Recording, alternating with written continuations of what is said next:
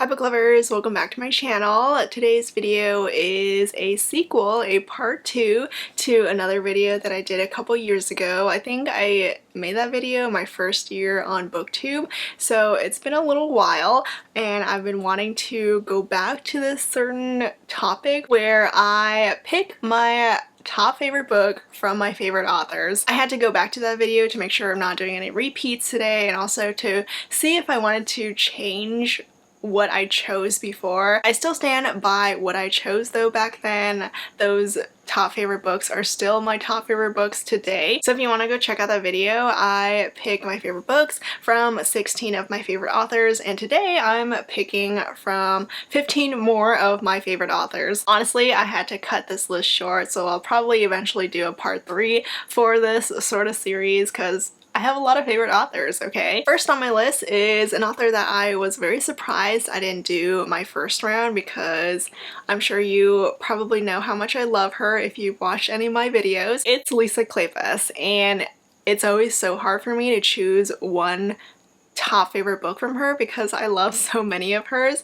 I will say though, I do have 3 top favorites and they're kind of interchangeable depending on my mood. And the book that I decided on and chose because of the mood that I'm currently in is again The Magic. This is a second chance romance from Lisa Kleypas, my favorite trope, and it is her angstiest book, at least her angstiest that I've read so far. It is so freaking heartbreaking and emotional and so damn romantic. I recently went on Goodreads to look up some quotes from this book from Lisa Kleypas, and I forgot how romantic this was and how romantic McKenna was. This man lives and breathes for Alina. He is obsessed with her even though he hates her, at least in the beginning of the book, because she broke his heart when they were younger. So he hates her, but he still loves her. So there's so much good tension and chemistry, all that push and pull between them.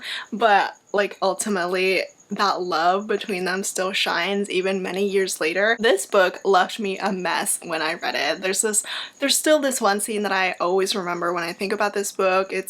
I don't want to spoil it, of course, but it's a McKenna scene and it almost made me cry. This book was beautiful, and there's also a bonus romance too. There's like 2 romances in one, although of course Alina and McKenna, they're the main romance, and then Alina's sister has a smaller romance within a book. Honestly, it was mostly because of me rereading quotes from this book that made this bump it up for this video. My top 3 favorites when it comes to Lisa Kleypas, besides again The Magic, I also love Dreaming of You and Devil in Spring. I'm sure if I reread some quotes from my other 2 favorites, I would probably have a harder time choosing, but for now, again, The Magic is my top favorite Lisa Kleypas book. My next author is Jennifer L. Armentrout. She has a ton of books, so I'm kind of cheating with this one. I chose my top favorite contemporary and my top favorite fantasy from her. For my top favorite fantasy romance from her, I had a hard time choosing between all of her different series. I mean, I loved Lux, I loved Covenant, but the thing about those series is that I hated the endings for them. I hated the final books in that series, so it kind of left a bad taste when I think back to them. So my favorite is From Blood and Ash. Okay, yes, this is a very popular book, but I read this one a little bit late. I wasn't really feeling all the hype for it, but then when I finally read it, I was like, okay, wow, this is actually amazing. And so far, this is still my favorite book in the Blood and Ash series. I mean, I still like the next 2 books. I still need to read book 4. But when I think about From Blood and Ash, I still feel all that excitement. I still love Poppy and Cass. All the twists and turns were fantastic, and it was just a great first book for the series. So yes, this is my pick for my favorite fantasy romance from JLA. My favorite contemporary is an oldie, one of her new adult romances. It's Be With Me, which is part of her Wait For You series. It's a brother's best friend romance, and it's so freaking emotional. I remember reading about this one and my heart was just in turmoil. There is a kid involved. I don't really want to say exactly how because it's a spoiler, but it was a heartbreaking book. I remember my heart was just feeling all it feels, especially for the hero who has gone through a lot. I mean, if you've read these books, if you've read these series, you know that there are some pretty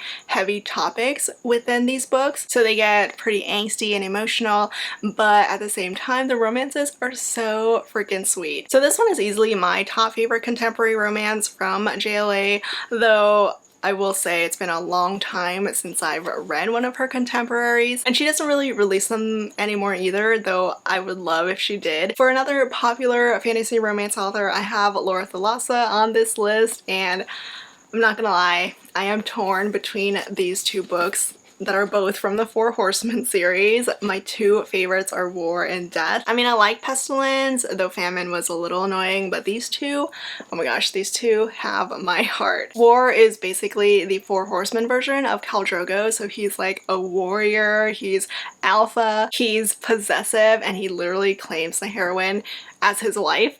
So it's like, obviously, I fell in love with him. And then Death is my broody, misunderstood, winged man. Literally all he wants in his life is, as soon as he meets the heroine, all he wants is Lazarus. Like, he just wants that one person to be with him, to love him, that he can love in return. So I would say Death is the most romantic, but War is probably the hottest. But if I had to choose, I guess, like, story-wise, I might go with Death just because it has all the feels of being a final book, a conclusion to the series. You get to see all the Four Horsemen being reunited and kicking ass. It was a wonderful finale, so I think just because of that, Death edges out War the tiniest bit. I read a bunch of Anna Huang these past few years, and I mean, of course, her Twisted series is her most popular, but I did really enjoy her If Love series as well. It definitely needs more love, especially compared to the Twisted series. But my top favorite from her, this is an easy one because I loved it so much. It is Twisted Hate, which is book 3 in her Twisted series. It was such a good enemies to lovers romance. Like, you could truly feel the hate here,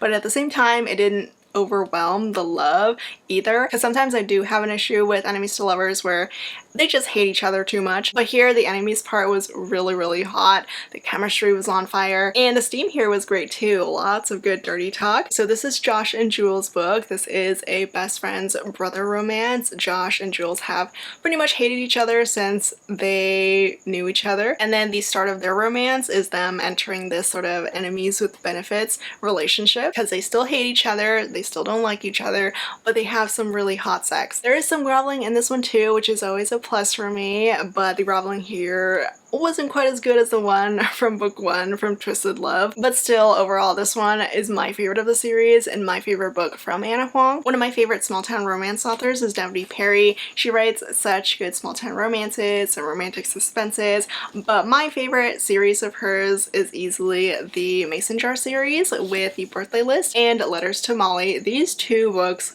wrecked me. They're not quite as suspenseful as some of her other books, but they are so beautifully written, and I love the audiobooks too. In book 1, The Birthday List, the heroine is a widow and she's trying to move on from her husband's death. She goes to complete this birthday list of her late husbands. And then Letters to Molly is a second chance romance between a formerly married couple who do have kids together, and surprisingly, the second chance romance is not my top favorite of the two. It's actually Birthday List. The hero is just so freaking good to the heroine here, like so sweet, so caring, because obviously the heroine has been through a lot with losing her beloved husband, trying to move on from that, trying to find love again. I just love this romance. I love the heroine's journey with her whole birthday list. I loved how the hero completely adored her and was so patient with her. It's just the perfect kind of sweet emotional read that tugs at your heartstrings. And then I have Beverly Jenkins, one of the queens of historical romance,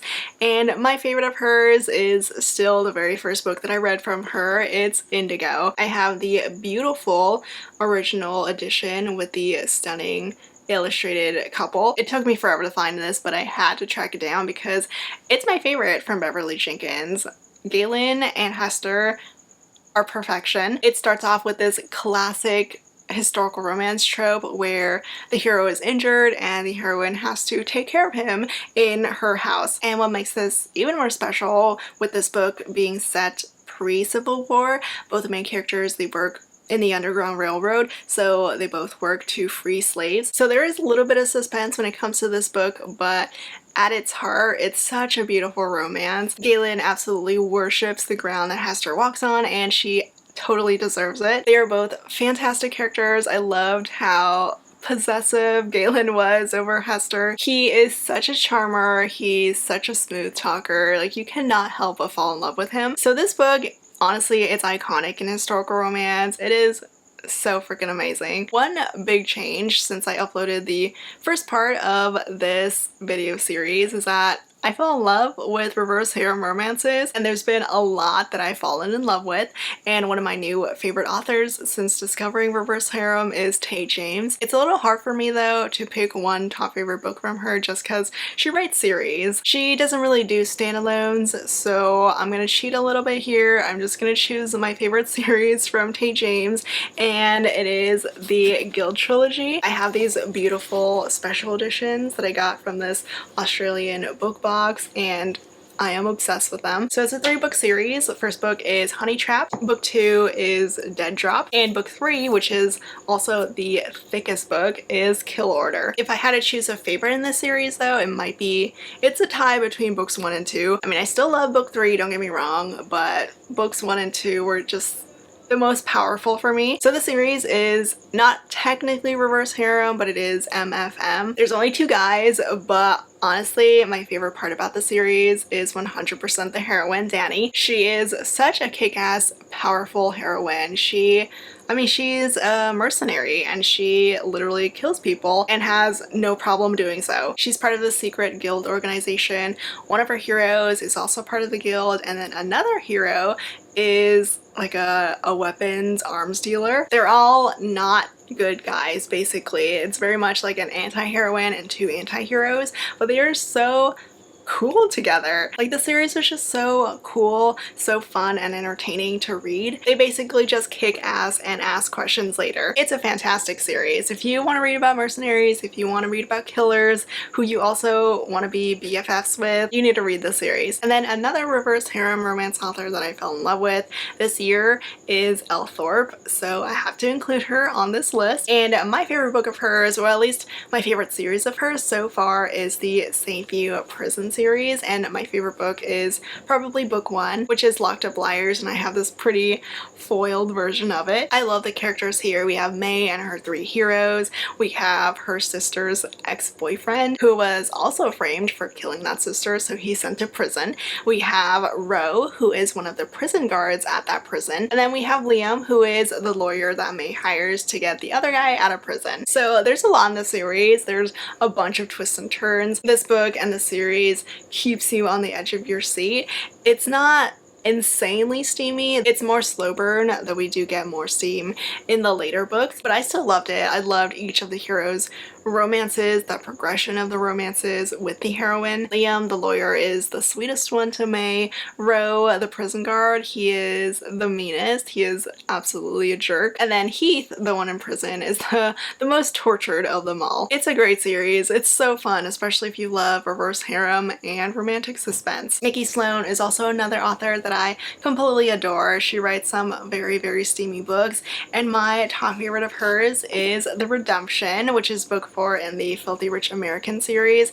I mean, this is the one with the age gap. It's got McAllister. How could I not pick this one? McAllister is everything. Did I want him to end up with the heroine from the first 3 books? Yes, but his own romance is honestly so perfect. It's got such a big age gap, but it totally works. We've got an anti-hero who is pretty much the villain in the first 3 books who starts to redeem himself, and the heroine Sophia helps him with this little arrangement between them. This book is so hot though. I know McAllister is an older man, but he can still get it. I still remember this one scene where he buys Sophia this diamond clit piercing. I'm like, okay. So he's filthy rich, filthy hot, and 100% a daddy with a capital D. My next author, if you know me, you know how much I love Kennedy Ryan. Like, each book of hers, every single book of hers just blows me away. But there is one extra special one for me. It's the only one that's made me cry, and it made me cry tears of happiness. So I have to pick this one, and it is Still, which is book 2.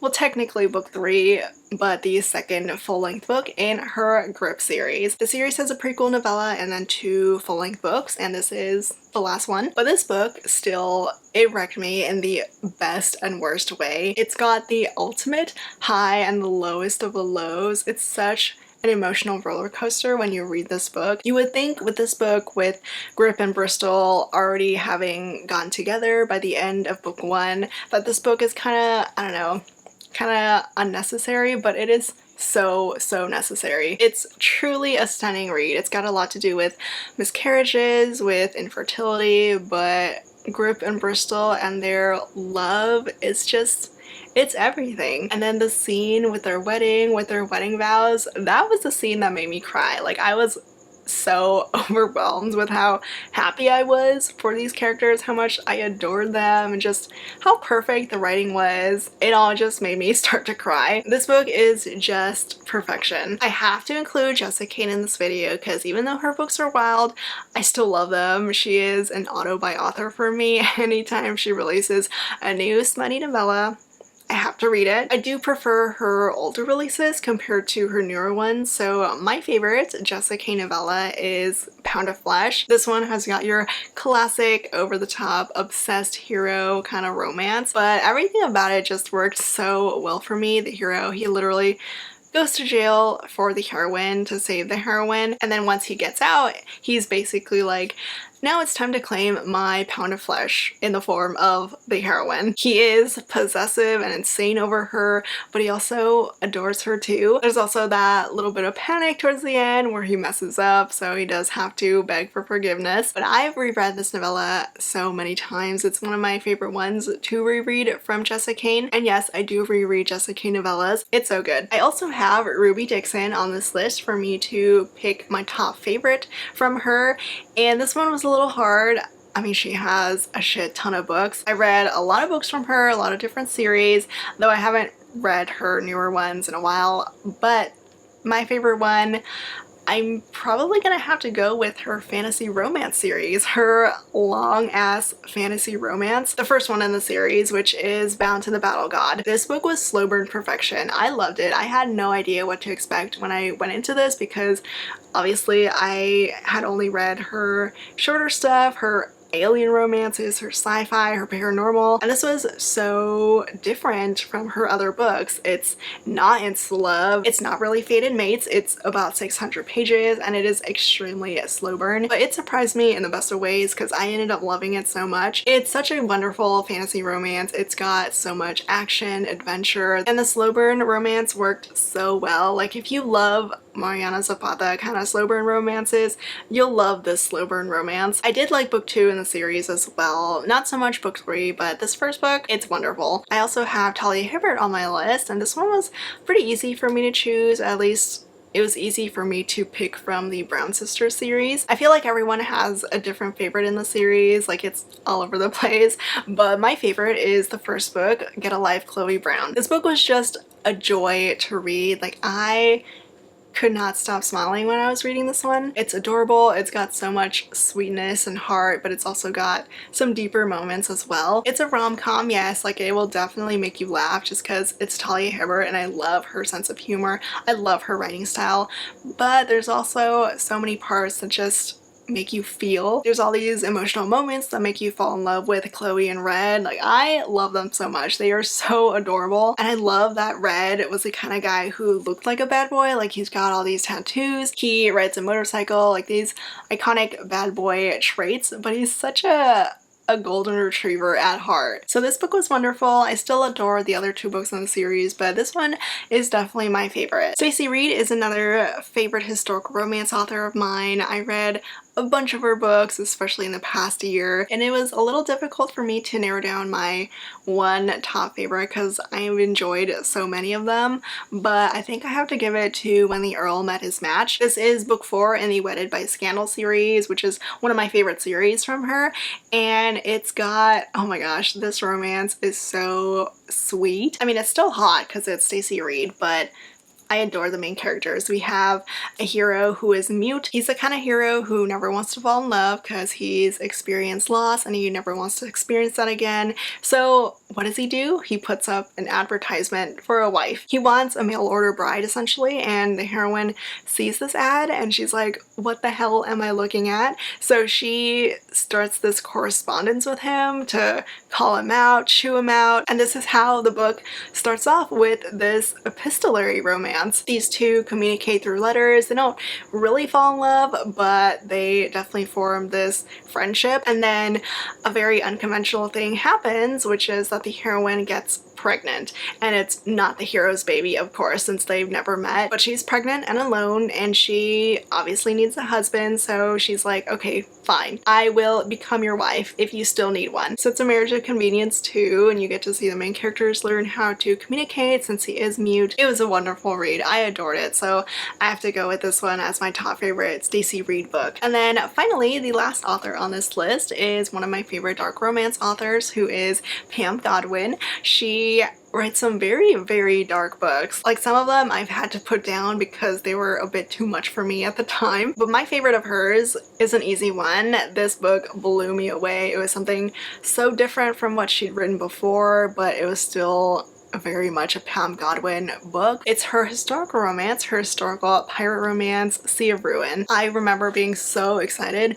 when I saw that Pam Godwin was writing a historical romance, because I mean, I love historical romance, and I was excited to see how she would explore writing a historical romance and also making it dark too, because I don't really see dark historical romances too often, especially not dark like this one, but it was incredible. It's tragic and romantic and adventurous and very hot. It's got a lot of twists and turns, especially regarding the romance. Bennett, the heroine, is so cool. She's a pirate, she's a captain, and she has two romances, one second chance romance with her husband and an enemies to lovers romance with a pirate hunter. So she's torn between these two guys who are so good in their own ways. It's an epic love triangle that's also more than just a love triangle, and I love the way that it ended. It was everything that I wanted in a pirate romance. It was so good. Again, it gets very dark because it is a Pam Godwin book, but she did such a wonderful job with writing this historical romance, and I know she's planning to write more, so I'm dying for it. But that's about it for this video, part 2 of me picking my top favorite book from authors that I love. Let me know your thoughts on these authors, whether you agree or don't agree with my top pick. As always, links to all the books that I mentioned will be down in the description below. Thank you so much for watching, and I will see you all next time. Bye.